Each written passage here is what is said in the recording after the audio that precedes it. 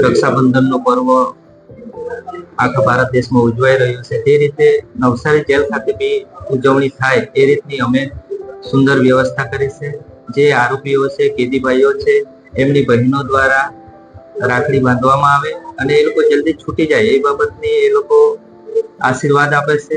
હાલમાં અમે 8 વાગ્યાથી આ કાર્યક્રમની શરૂઆત કરી ચૂક્યા છે અને બપોરે 1 વાગ્યા સુધી પોતાની બહેનો રાખડી બાંધી શકે તે માટે સુંદર વ્યવસ્થા કરી છે.